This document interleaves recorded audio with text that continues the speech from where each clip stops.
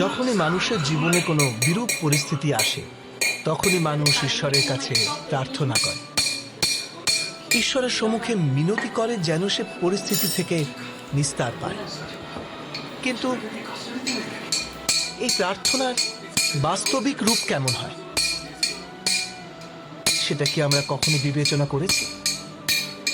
প্রার্থনার অর্থ হলো নিজের সমস্ত আকাঙ্ক্ষা, সমস্ত চিন্তা, সমস্ত সংকল্প বিকল্প, সমস্ত পরিকল্পনা ঈশ্বরের চরণে দান করা।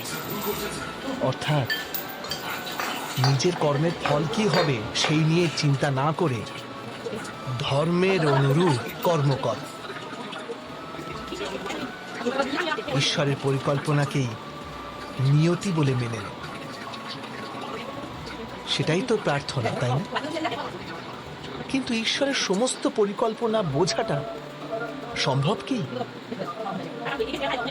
সেসব পরিকল্পনা তো আমাদের কর্মের পরিণামস্বরূপ প্রকাশ পায় সর্বদা। কিন্তু যদি কেউ সব কর্মকেই ত্যাগ করে, সেটা কি প্রকৃত প্রার্থনা?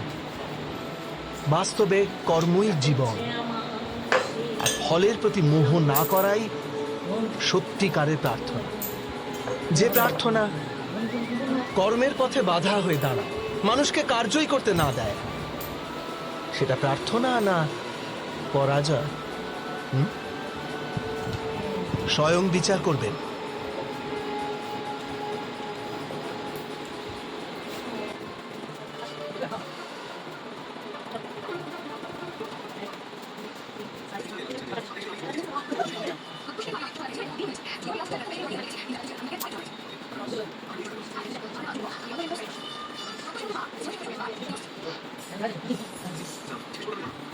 Thank you.